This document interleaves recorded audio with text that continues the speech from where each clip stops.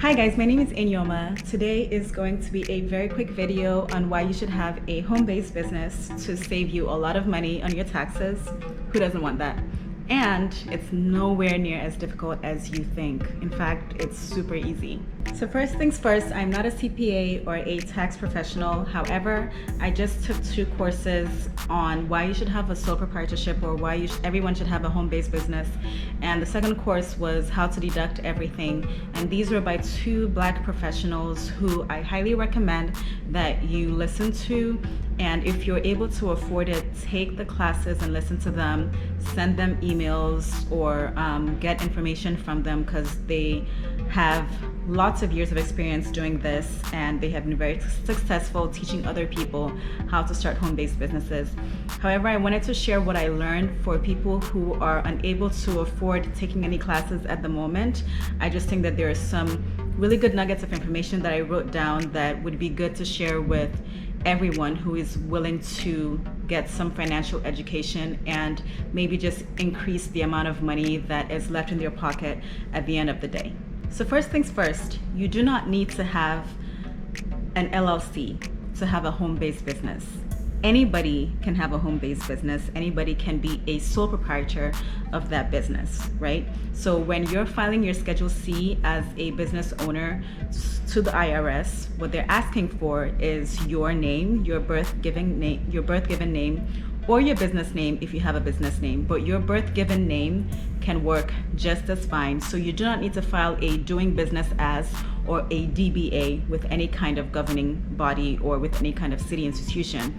So once again, all you need is your name to do business and have a sole proprietorship. The next thing you need is a social security number. And if you do not have a social security number, then you will need to get an employer identification number. But most people have a social security number in the United States. So you will need a social security number to be able to file as a business. And your tax ID is what they're asking for. So it's either your social security number or your employer identification number, or EIN. You will only need an EIN if you are planning to hire contractors or family members, which you can totally do legally under your sole proprietorship. So a cool thing about hiring family members is, for example, you can hire your grandmother, you can hire your sister, you can hire your children to work for you. And when you're hiring children, up to $12,000 of the money that you pay them as employees is tax deductible. And the child does not have to pay taxes on it if they are 18 years or younger, or sorry, if they are less than 18 years old, right? So if you have a child that is typing up documents for you, or they are shooting pictures for your business, or they are modeling for your business, or if you have a sister who's doing that, or a brother, or a grandmother, or a cousin, whoever it is, as long as you have an employer identification number and you are paying them for this, then that is tax deductible for you as a business owner. And depending on the age of the person, then they don't have to file taxes on that income that they're getting. So a lot of parents that have sole proprietorship will hire their children to work for the business, and they will pay the child into a separate business account. It can be a savings account, or it can just be a separate account that is different from your primary bank account. Remember, you want to keep the finances separate. And they actually will pay for the child's school supplies, or food, those kind of things. They will pay for it using the account that they paid the child, right? So whatever money is going into that account to pay the child as an employee, they are using that same money to pay for the child's supplies for school. And that is all perfectly legal according to IRS. So that's one thing to keep in mind if you have children and you're looking for a way to keep more money in your pocket, is just to do things that make your tax deductions larger. And this is one way. Now, you can be a sole proprietor without giving up your primary source of income. For me, I am a pediatric pharmacist, so I go to work, but I also have my business on the side. So you do not need to do this full time. This could be a perfectly legal side hustle that will decrease your tax burden. Now, as a pediatric pharmacist, I am frequently in the 33% or so tax rate. And it's a huge chunk of my paycheck that goes away that I never see. And that's after maximizing my 401k, my 401k contributions.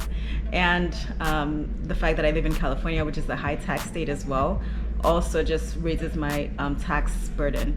So I able to kind of decrease the amount I pay in taxes because I am actively working to have a side business. So the goal is basically to make as much of your life tax deductible as possible. And that's how these people do it. That's why you see them taking all these trips and they record a video, or they you know, they do something so that it's part of their business, and that's how they're able to get tax deductions.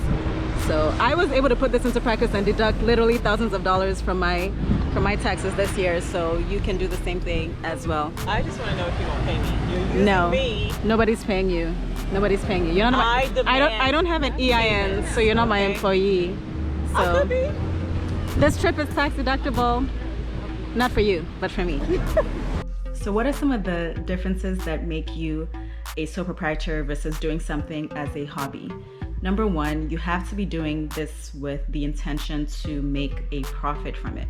And you have to be working at it for 45 minutes per session that you work, at least 4 days a week.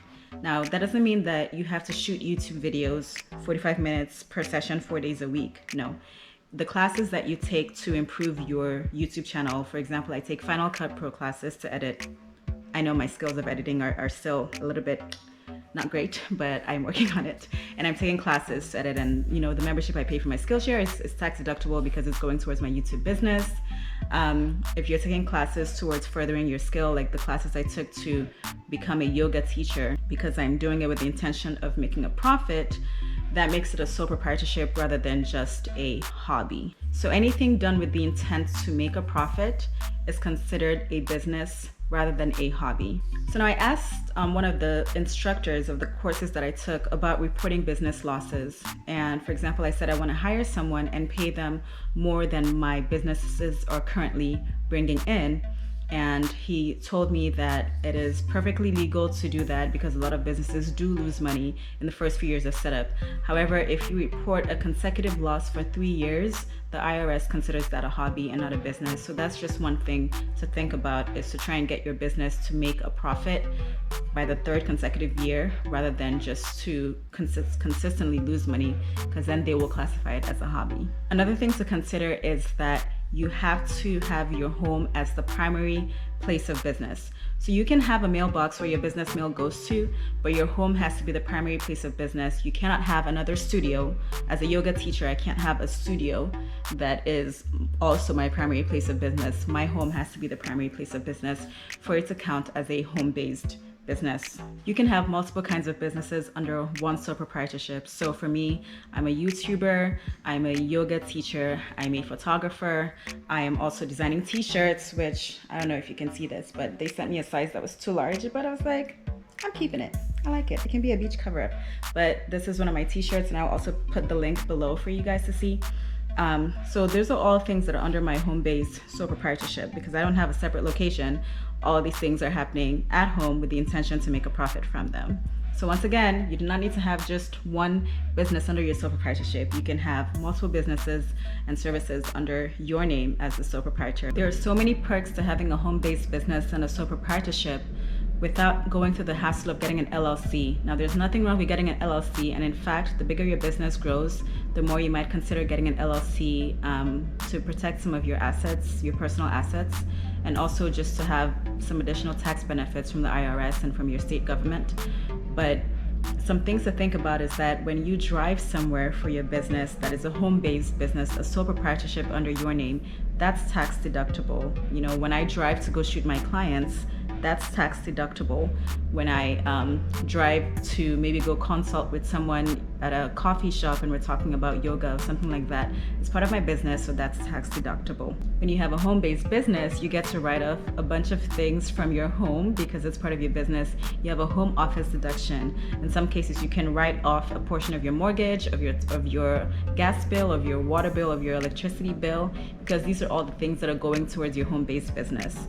And these are some details that are covered in the courses that I took, and I really hope that you guys listen to them because I don't want to make a super long video about the technicalities of these things because one, I am not a CPA, I'm not qualified, but I am sharing with you some of the tips that I learned through these courses that I took and that you are welcome to take and learn more about them. So for every single business deduction, it really helps for you to keep an accurate account of the who, the what, the where, and the how. And for me, I use QuickBooks to document what I spend on my businesses versus what I spent on my personal expenses. But you can use Excel, you can use Google Sheets, whatever works for you that is most economical for you. You just want to make sure that you keep a documented reference as to what happened and how much you paid for certain things and how much you spent and how much income you got in a separate account. Because if the IRS decides to do a tax audit, if things don't look legit to them, then you want to make sure that your situation is handled, basically, that you have all the documents and the receipts to prove what you did, when you did it, with who you did it, and how you did it. And then for married people, the classes I took also recommended that you should, rather than doing a partnership, you can decrease the complexity of the situation by just having 2 separate sole proprietorships, and you can actually maximize your tax refunds that way. You can still file a combined tax return or a joint tax return, but if you have 2 separate sole proprietorships, you can have multiple Schedule Cs under one joint tax return. So that can decrease the complexity of trying to do like a business partnership tax venture.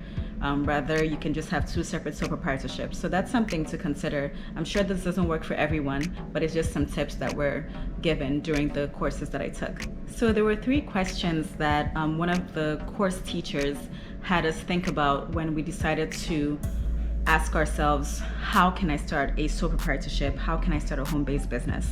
The first thing was, what are you naturally good at?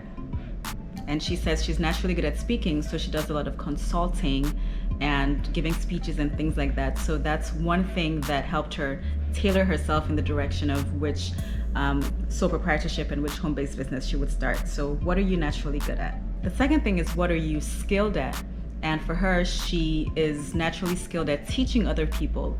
So that was another reason why she chose consulting and writing and having courses as part of her sole proprietorship and home-based business. So what are you naturally skilled at is the second question. And the third question is, what are you passionate about? Now, passion does not necessarily mean fun, because there are lots of things you're passionate about that may be difficult to do, not necessarily like fun and happy-go-lucky, but it is something that you're really passionate about. So if that's something to keep in mind, is what are you passionate about?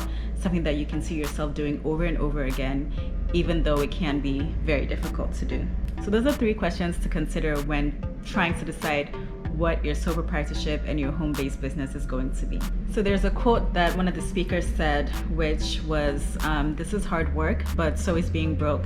And when you stop working hard at what you want, what you don't want takes over, and then you have to work hard against that.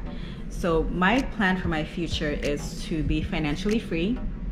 You know, I've always wanted to have the freedom to do what I want when I want, without having to clock in, without having to ask to take vacation.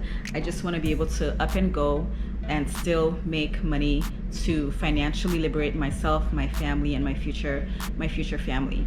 So that's why I work hard to try and learn all this information and to try and pass it on to everybody, because especially for people who look like us, Black people, a lot of the information has not been readily available for generations, and there have been a lot of barriers just to move ahead in life.